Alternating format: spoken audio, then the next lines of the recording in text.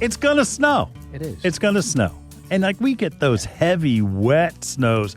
And then a lot of times, if you've got arborvitae or you've got, say, Leyland cypress or junipers, all of that snow, it just weighs down. And if you're looking on YouTube, I'm doing that way down kind of look. Yeah. All the plants, like they just kind of like fold in half or they lean over that look like now they're 2 foot, 3 foot, 5 foot less than they were. They're laying on the ground.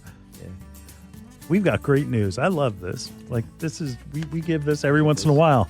You don't have to do anything. Look, if it's ice, do not try to knock the snow off or hit it with a broom and try to sweep it off. You're going to do more damage to the plants than you're just leave them alone. Just leave them alone. It will melt. It'll melt. They'll bend back up and they'll eventually go back to their original shape.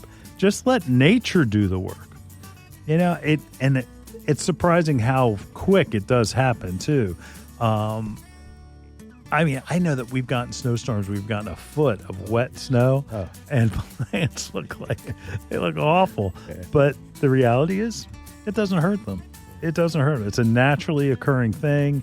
And then, of course, being human, we want to help it. Really. Beating it with a broom, and you break the limbs. It's like, look, and it's like you're mad because it doesn't spring back up look like the regular shape. Just leave it alone. Because all that does damage. You're going to break branches and things that you'll find the holes that you caused when it's springtime. So just leave them alone.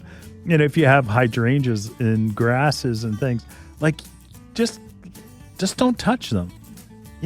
In late winter, you're going to prune those back, and we're talking about not macrophylla hydrangeas, not the snowball bush hydrangeas, the blue and the pink. We're talking about paniculata hydrangeas, the ones that bloom in mid to late summer. So those you're going to do late winter pruning on or early spring pruning on. Same thing with the grasses.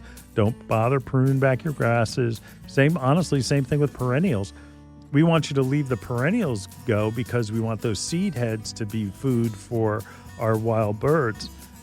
So it can wait. They're going dormant. Everything will be just fine.